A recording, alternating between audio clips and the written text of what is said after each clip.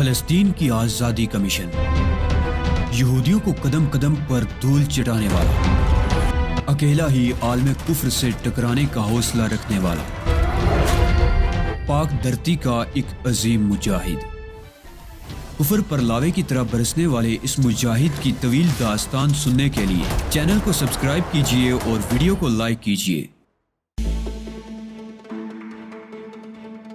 Arthur کے مرنے کے بعد تم بے سہارا ہو گئے تھے۔ تمہیں ملک سے باہر نکلنے کے لیے کوئی نہ کوئی سہارا تو درکار تھا۔ تم نے بہت صحیح آدمی کا انتخاب کیا، لیکن ہم پہلے ہی تمہارا صفایا کر دیں گے۔ یہ تو بعد میں پتا چلے گا کہ کون کس کا صفایا کرتا ہے۔ فی الوقت تو تمہاری بات سمجھنے کا مسئلہ درپیش ہے۔ غیر قانونی طور پر سرحد پار کرانے کے وہ 3000 دینار لیتا ہے، بعض اوقات زیادہ بھی طلب کر بیٹھتا ہے۔ شاید اب بات تمہاری سمجھ میں آ گئی ہو۔ ہاں، میں نے ایک طویل سانس لے کر کہا۔ کسی حد تک بات صاف ہو گئی، مگر یہ سمجھ میں نہیں آیا کہ میں اس سلسلے میں کیا کر سکتا ہوں۔ ہمیں بھی رقم کی شدید ضرورت ہے۔ دوسری طرف سے مجھے کانا انداز میں کہا گیا، اگر تم نے اسے رقم دے بھی دی تب بھی وہ تمہیں سرحد پار نہیں کرائے گا۔ کیوں؟ میں نے غیر ارادی طور پر سوال کیا۔ اس لیے کہ وہ زندہ آدمیوں کو سرحد پار کراتا ہے، لاشوں کو نہیں۔ اس کے ساتھ ہی رابطہ منقطع کر دیا گیا۔ کس کا فون تھا؟ عدنان نے بے صبری سے کہا۔ تم کس سے بات کر رہے تھے؟ میں خاموشی سے اسے گورتا رہا۔ پستول کی نال اس کی پیشانی کی طرف اٹھی ہوئی تھی۔ تم خاموش کیوں ہو؟ اس طرح گورے جانے پر عدنان کے ہوش اڑ گئے۔ کچھ ہوش تو اس ٹیلی فون کال سے ہی اڑ گئے تھے، جس کا مطلب تھا کہ میں بصرے میں تنہا نہیں ہوں۔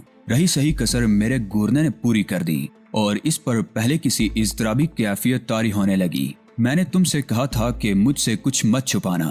میں نے تیز قسم کی سرگوشی کی، لیکن تم نہیں مانے۔ اب نتائج کے ذمہ دار تم خود ہو۔ وہ بری طرح نروس نظر آنے لگا۔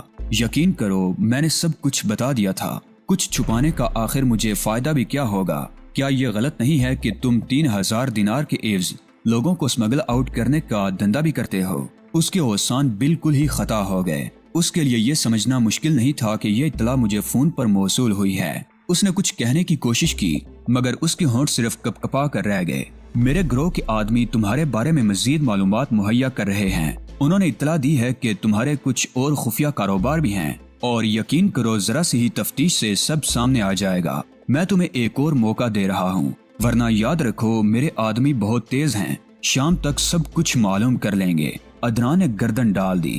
اس شخص کی مداخلت کو میں نے بڑی خوبصورتی سے اپنے حق میں استعمال کر لیا تھا۔ اس کے بعد عدنان نے اپنے مزید ناجائز دھندوں کی تفصیلات میرے گوش گزار کی۔ تمہیں شرم نہیں آتی؟ میں نے اسے ملامت آمیز نظروں سے دیکھتے ہوئے کہا۔ کروڑوں کے آدمی ہوتے ہوئے مجھے صرف 20,000 دینار پر ٹرخا رہے تھے۔ مجھ پر رحم کرو۔ پھر گڑگڑانے لگا۔ 20,000 دینار بہت بڑی رقم ہوتی ہے، بکواس مت کرو۔ میں داڑا۔ تم ذرا برابر قابل رحم نہیں ہو۔ میں تم سے 20 لاکھ دینار وصول کروں گا۔ یوں محسوس ہوا جیسے اسے سکتہ ہو گیا ہو۔ وہ کسی بت کی طرح ساکت ہو گیا تھا۔ مجھے اندیشہ ہونے لگا کہ کہیں اس کا ہارٹ فیل نہ ہو جائے۔ اٹھو اور میرے ساتھ چلو، میں نے دوبارہ داڑ کر کہا، ورنہ میں تمہیں یہیں ہلاک کر دوں گا۔ وہ مشینی انداز میں اٹھا اور اس نے چلنے کی کوشش کی، مگر لڑکھڑا کر منہ کے بل گر گیا۔ اس کا جسم واضح طور پر لرز رہا تھا۔ اب بوکھلانے کی باری میری تھی۔ میں نے اسے جس رقم کا مطالبہ کیا تھا، اس کی مالیت پاکستانی روپوں میں 10 کروڑ سے بھی زیادہ تھی، اور اتنی بڑی رقم بطور تاوان ادا کرنے کے تصور سے کسی بھی سرمایہ دار کو ہارٹ اٹیک ہو سکتا تھا۔ عدنان کا جسم تشنجی انداز میں اینٹ رہا تھا۔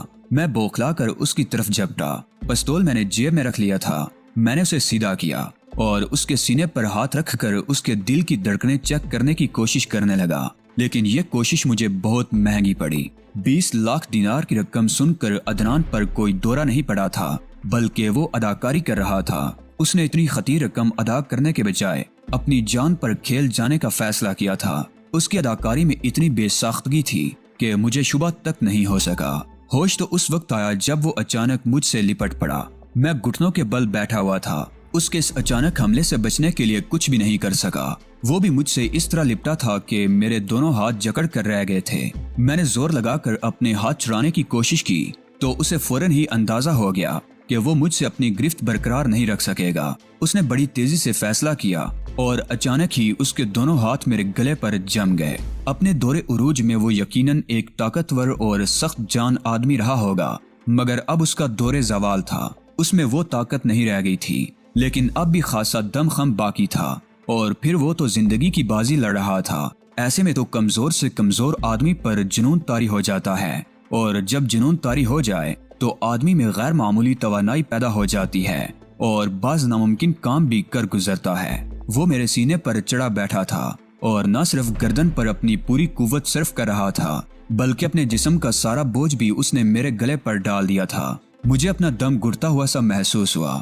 میں نے اس کے پہلو پر کئی ضربیں لگائیں مگر مجھے یوں محسوس ہوا جیسے اس پر کوئی اثر ہی نہ ہوا ہو۔ پھر عین اس وقت میں نے کسی ککرانے کی آواز سنی اور میری آنکھوں میں گویا ستارے سے ناچ گئے۔ ان 2 سٹین گن برداروں میں سے کسی ایک کو ہوش آ رہا تھا جنہیں میں نے کچھ دیر قبل بے ہوش کیا تھا۔ میرے ہاتھوں کے طوطے اڑ گئے۔ وہ شخص ہوش میں آتے ہی سٹین گن پر جپٹتا۔ میں نے دونوں سٹین گنیں کمرے ہی کے ایک گوشے میں ڈال دی تھی۔ میں نے بوکھلا کر اس پر ضربیں لگانا بند کی اور اس کے دونوں ہاتھ پکڑ لیے۔ اس کے دونوں ہاتھوں کو اپنے گلے پر سے ہٹانے کے لیے میں نے خاصا زور لگایا مگر اس کا صرف اتنا فائدہ ہوا کہ میرے گلے پر اس کا بڑھتا ہوا دباؤ رک گیا۔ ایک جنونی پر قابو پانا میرے لیے مسئلہ بن گیا تھا۔ پھر میں نے محسوس کیا کہ وہ شخص اٹھ بیٹھا ہے۔ اگر وہ سٹین گن تک پہنچ جاتا تو نہ صرف میں جیتی ہوئی بازی ہار جاتا بلکہ مجھے زندگی کی بازی بھی ہارنی پڑتی۔ مجھ جیسے خطرناک شخص کو عدنان عباسی ایک لمحے کے لیے بھی زندہ دیکھنا پسند نہ کرتا۔ میں نے اپنی بچی کچھی قوت مجتمع کر کے ایک بار پھر زور لگایا اور کروٹ بدلنے کی کوشش کی۔ میری کوشش قدرے نتیجہ خیز ثابت ہوئی اور عدنان میرے سینے پر سے لڑک گیا۔ اگرچہ یہ کوئی بڑی کامیابی نہیں تھی تاہم بڑی کامیابی کی طرف پہلا قدم ضرور تھا۔ یہ الگ بات کہ میرے پاس وقت بہت کم تھا۔ اب میری کوشش تھی کہ کسی طرح زور لگا کر عدنان کو پلٹا دے دوں جبکہ وہ دوبارہ مجھے چت کر کے میرے سینے پر چڑھ بیٹھنے کے چکر میں تھا۔ وہ مجھے گلا گھونٹ کر مار دینا چاہتا تھا مگر اب میری گردن پر اس کے ہاتھوں کی گرفت پہلے کی بنسبت خاصی کم ہو گئی تھی، لیکن ابھی تک میں اس پوزیشن میں نہیں آ سکا تھا کہ اس کی گرفت سے نجات پا سکوں۔ میں نے ایک بار پھر لوٹ لگانے کی کوشش کی اور عدنان کو دوبارہ اپنے اوپر آنے سے روک دیا۔ اس کی جدوجہد چونکہ 2 حصوں میں تقسیم ہو گئی تھی اس لیے اب وہ کسی ایک طرف بھی پورا زور نہیں لگا پا رہا تھا۔ اس دوران مجھے ایک موقع مل گیا۔ میں نے اپنا ایک پیر اٹھایا اور ذرا سی کوشش سے میرا پیر اس کی بغل تک پہنچ گیا۔ میں نے پیر اس کی بغل میں پھنسا کر زور لگانا شروع کیا۔ یہ تقریباً اس قسم کی پوزیشن بن گئی تھی جیسے جیک سے کسی کو اٹھاتے وقت بن جاتی ہے، کم طاقت سے وزنی چیز اٹھا سکنے والی پوزیشن۔ عدنان کی گرفت تو پہلے ہی کمزور پڑنا شروع ہو گئی تھی۔ اس نئی افتاد نے اسے واقعتاً اکھاڑ پھینکا۔ اس کا بایاں ہاتھ میری گردن سے ہٹ گیا۔ میں نے فوری طور پر اس کے ہاتھ کو اپنی گرفت میں لے کر موڑنا شروع کر دیا۔ عدنان نے دوسرے ہاتھ سے بھی میری گردن چھوڑ دی اور ایک بار پھر دیوانہ وار مجھ سے لپٹنے کی کوشش کی مگر اب یہ ممکن نہیں رہا تھا۔ منہ پر پڑنے والے پہلے ہی گھونسے نے اس کے 14 طبق روشن کر دیے تھے۔ سٹین گن بردار ہوش میں آنے کے بعد نہ صرف اٹھ بیٹھا تھا بلکہ اس کی سمجھ میں ساری پوزیشن بھی آ گئی تھی اور سٹین گن بھی نظر آ گئی تھی۔ وہ سٹین گن کی طرف ہاتھ بڑھا رہا تھا۔ میں نے عدنان کے جبڑے پر ایک مکہ اور رسید کیا۔ مکہ کیا تھا؟ آہنی ہتھوڑا تھا جس نے اس کے دانت تک ہلا دیے ہوں گے۔ اس کے منہ سے درد میں ڈوبی ہوئی ایک کراہ نکلی اور اچانک اس کا سارا جنون دم توڑ گیا۔ میں اسے دھکا دے کر تیزی سے اٹھا۔ وہ شخص سٹین گن اٹھانے کے لیے جھک رہا تھا۔ میں نے ایک لمحہ بھی ضائع کے بغیر اس پر چھلانگ لگا دی اور عین اس وقت اسے چھاپ بیٹھا جب وہ سٹین گن اٹھا کر پلٹ رہا تھا۔ میں نے اسے تو چھاپ لیا تھا مگر اس پر چھلانگ لگاتے وقت میری جیب سے پستول نکل کر گر گیا تھا۔ اب میں اور زیادہ مشکل میں پھنس گیا تھا۔ عدنان پستول پر جپٹا مارنے میں ذرا بھی تامل نہ کرتا۔ اگر میں اس کی طرف پلٹتا تو محافظ سٹین گن پر قبضہ کر لیتا۔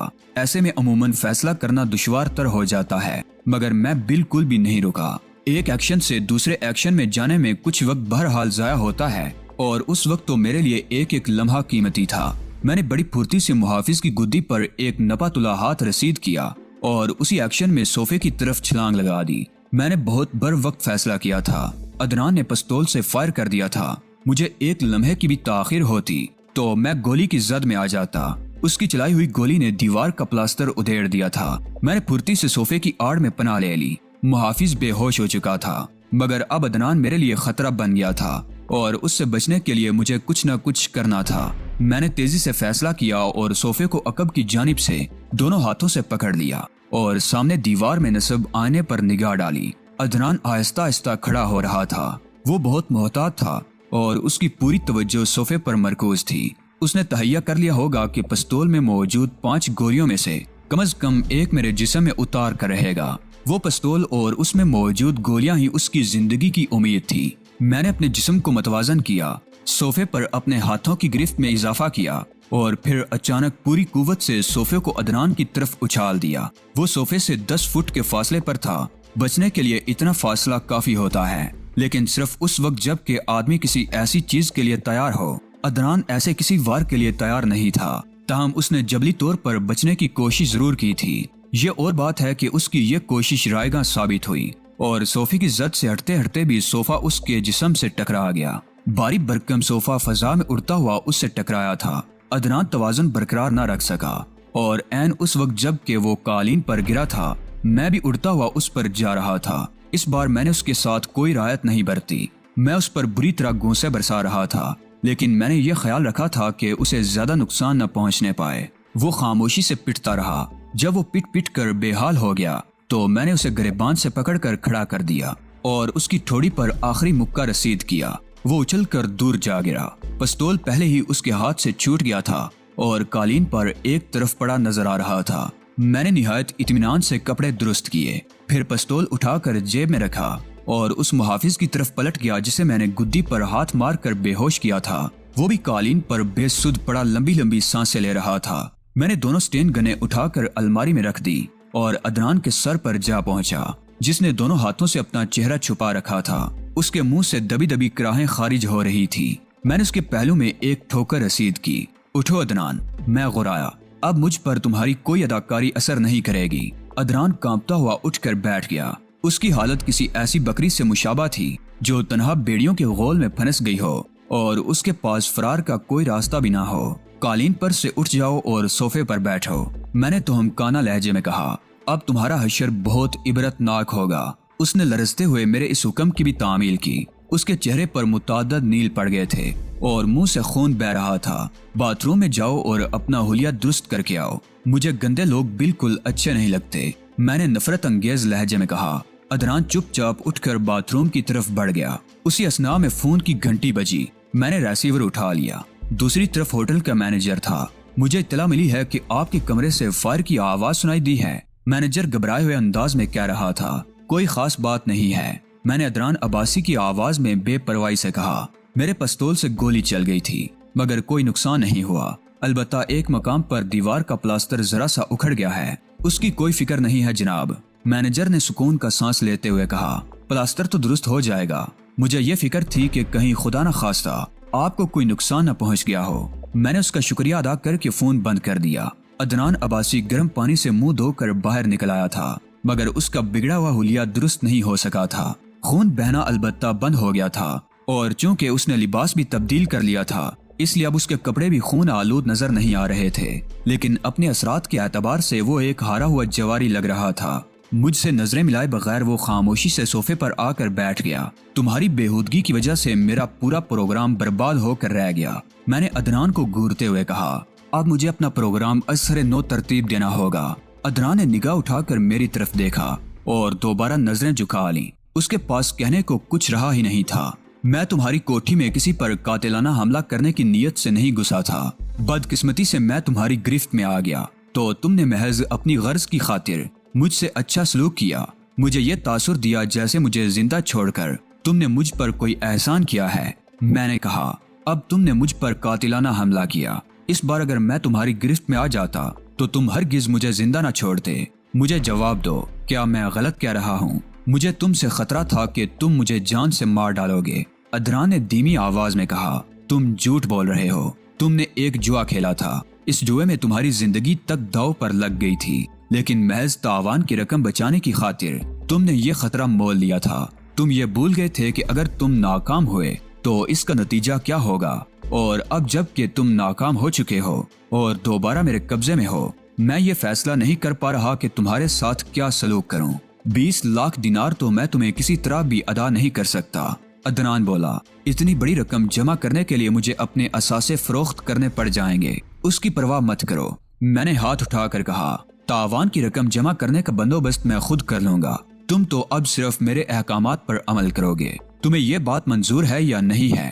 مجھے منظور ہے، عدنان نے مردہ سی آواز میں کہا، یہی تمہارے حق میں بہتر ہے۔ میں نے مطمئن انداز میں کہا، تم ماضی میں کبھی مجرم رہے ہوگے عدنان؟ مگر اب تم ایک ذی حیثیت شہری ہو. تمہیں کسی کے ہاتھ سے مار کھائے بہت عرصہ گزر چکا ہوگا. اب تم اس کے عادی بھی نہیں رہے ہوگے. میں نے کوشش کی تھی کہ تمہارے ساتھ کوئی زیادتی نہ ہونے پائے، مگر تم نے میرا ہاتھ اٹھوا ہی دیا. اب بھی تمہارے پاس موقع ہے. مجھ سے تعاون کرتے رہو گے تو فائدے میں رہو گے. جہاں تم نے گڑبڑ کرنے یا کوئی چالاکی دکھانے کی کوشش کی، میں تمہاری پٹائی کر ڈالوں گا. میں تم سے ہر ممکن تعاون کرنے کی کوشش کروں گا. عدنان نے کہا. اس کا چہرہ سرخ ہو گیا تھا. تم نے پہلے بھی یہی وعدہ کیا تھا اور وعدہ خلافی کر کے اس کا انجام بھی دیکھ لیا. اب اگر تم نے وعدہ خلافی کی تو انجام پہلے سے بھی زیادہ خراب ہوگا. ہاں تو میری ہدایات ذہن نشین کرو. تمہارے یہ دونوں محافظ جو بے ہوش پڑے ہیں، جب انہیں ہوش آ جائے تو تم ان سے کہو گے کہ میرے اور تمہارے درمیان معاملات طے پا چکے ہیں. ہم ان کے سامنے دوستانہ انداز میں گفتگو کریں گے. انہیں یہ احساس نہیں ہونا چاہیے کہ جو کچھ تم کہہ رہے ہو وہ تم سے زبردستی کہلوایا جا رہا ہے. میں تو یہ سب کہہ دوں گا لیکن یہ لوگ یقین نہیں کریں گے. عدنان نے کہا. یقین کریں یا نہ کریں یہ سوچنا تمہارا کام نہیں ہے. تم تو یہ یاد رکھو کہ اگر یہاں سے جانے کے بعد انہوں نے کسی سے کچھ کہا اور تمہارے کسی حمایتی نے تمہیں رہا کرانے کے لیے کوئی کوشش کی تو میں تمہیں زندہ نہیں چھوڑوں گا. یہ فیصلہ کرنا تمہارا کام ہے کہ تم ان سے کس طرح گفتگو کرتے ہو اور تمہیں اپنی زندگی کس حد تک عزیز ہے. میں سمجھ گیا. میں ابھی زندہ رہنا چاہتا ہوں لیکن اس کے لیے مجھے ان سے اپنے انداز میں بات کرنا پڑے گی. شاید اسے ہوش آ رہا ہے. جیسے چاہو اس سے بات کرو. میں دخل اندازی نہیں کروں گا لیکن معمولی سی بھی گڑبڑ کی صورت میں تمہیں شوٹ کر دوں گا. اس محافظ کو ہوش آیا تھا جو پہلے بے ہوش ہوا تھا. وہ کرا کر اٹھ بیٹھا تھا اور حیرت سے مجھے اور عدنان کو دیکھ رہا تھا. کھڑے ہو جاؤ، عدنان نے غرا کر کہا اور وہ بوکھلائے ہوئے انداز میں کھڑا ہو گیا. میری حالت دیکھ رہے ہو؟ عدنان پھر غرایا. یہ تم لوگوں کی نمک حرامی کا نتیجہ ہے. ہم نے کیا کیا ہے جناب؟ محافظ نے کمزور سے لہجے میں کہا. میرے اس حال کو پہنچنے کی ذمہ داری تم دونوں پر عائد ہوتی ہے. تم دو مل کر بھی ایک شخص پر قابو نہیں پا سکے. ہم تو محض اس لیے کچھ نہیں کر سکے کہ کہیں آپ کو کوئی نقصان نہ پہنچ جائے. بکواس مت کرو. عدنان داڑا. اس کی نوبت آنے سے پہلے ہی تمہیں اس پر قابو پا لینا چاہیے تھا. محافظ حیران تھا. اس کی سمجھ میں نہیں آ رہا تھا کہ جو کچھ وہ دیکھ رہا ہے اسے کیا سمجھے، لیکن وہ ملازم تھا. اسے تو حکم پر عمل کرنا تھا. تمہیں اس غفلت کی سزا ضرور ملے گی. میری جان بھی جا سکتی تھی لیکن اب ہمارے درمیان صلح ہو چکی ہے. تم دونوں یہاں سے جانے کے بعد کوئی کام نہیں کرو گے. میں خود تمہارے بارے میں فیصلہ کروں گا. پھر عدنان کے کہنے پر وہ اپنے ساتھی کو ہوش میں لایا اور پھر وہ دونوں مجرموں کے سے انداز میں کمرے سے رخصت ہو گئے. اب تو تم مطمئن ہو؟ ان دونوں کے جانے کے بعد عدنان نے مجھ سے کہا. انہیں شبہ تک نہیں ہو سکا کہ یہ سب میں نے تمہارے کہنے پر کہا ہے. بے شک تمہاری کارکردگی تسلی بخش رہی لیکن ابھی تو ابتدا ہے. ابھی تو تمہیں بہت سے مراحل سے گزرنا ہے. عدنان نے بے بسی سے مجھے دیکھا. تم مجھے کب تک رہا کرو گے؟ اس نے پوچھا. کچھ ایسے لوگ بھی ہوں گے جو تمہارے پروگراموں سے باخبر رہتے ہوں گے. اگر تم بلا اطلاع غائب ہو جاؤ تو انہیں تشویش ہو جاتی ہوگی. ہاں ایسے لوگ ہیں. عدنان نے قدرے تامل کرتے ہوئے کہا. تم کیوں پوچھ رہے ہو؟ ایسے تمام لوگوں سے فون پر کوئی بہانہ کرتے ہوئے کہہ دو کہ تم چند روز تک نہیں آ سکو گے. عدنان نے چونو چرا کیے بغیر میری اس ہدایت پر عمل کیا اور کئی فون کیے. اس کے بعد میں نے اس سے ہوٹل کے مینیجر کو فون کرایا اور پھر عدنان عباسی کو ساتھ لے کر کمرے سے نکل آیا. نیچے عدنان کی کار موجود تھی. ڈرائیور بھی تھا. میری ہدایت پر عدنان نے ڈرائیور سے کہا کہ وہ کار لے کر واپس چلا جائے. تم آخر میرے ساتھ کیا سلوک کرنا چاہتے ہو؟ عدنان نے خوف زدہ لہجے میں کہا. گاڑی تم ڈرائیو کرو گے، میں نے اپنی کار کی طرف بڑھتے ہوئے کہا، اور تمہارے ساتھ اس وقت تک کوئی بدسلوکی نہیں ہوگی جب تک کہ تم اس کے لیے مجبور نہ کر دو. میں اپنی نشست پر بیٹھ گیا اور عدنان نے ڈرائیونگ سیٹ سنبھال لی. میں اسے لے کر اپنی عارضی اقامت گاہ کی طرف چل پڑا. بنگلے پر پہنچتے ہی مجھے کسی غیر معمولی پن کا احساس ہوا اور جلد ہی معلوم ہو گیا کہ کیا چیز غیر معمولی ہے. سونیا بنگلے میں موجود نہیں تھی. وہ کسی ضرورت سے کہیں چلی گئی ہوگی. عدنان عباسی نے مجھے متفکر دیکھ کر کہا، آ جائے گی. میں نے اسے سختی سے کہیں جانے کو منع کیا تھا. میں بڑبڑایا، لیکن یہاں زبردستی کے آثار بھی نظر نہیں آ رہے. میں سوچ میں ڈوب گیا. یہ ممکن تھا کہ سونیا خود ہی کہیں چلی گئی ہو. اگر اسے زبردستی یہاں سے لے جایا جاتا تو کوئی علامت تو نظر آتی. اس کے باوجود اگر یہ فرض کر لیا جائے کہ اسے اغوا کیا گیا ہے تو یہ حرکت کون کر سکتا ہے؟ بصرہ میں 3 گروپ تھے جن سے اس حرکت کی توقع کی جا سکتی تھی. عدنان عباسی، سلومی اور نامعلوم لوگ جو میرے جانی دشمن بنے ہوئے تھے. سلومی خارج از امکان تھی اس لیے کہ وہ اس قیام گاہ سے واقف ہی نہیں تھی. عدنان عباسی واقف تھا مگر وہ تو خود میرے قبضے میں تھا، گویا اگر اسے اغوا کیا ہے تو انہی نامعلوم لوگوں نے کیا ہے۔ فون کی گھنٹی نے میرے خیالات کو درہم برہم کر دیا۔ میں نے ریسیور اٹھایا تو دوسری طرف سے وہی اجنبی آواز آ رہی تھی جو اب میرے لیے اجنبی نہیں رہی تھی۔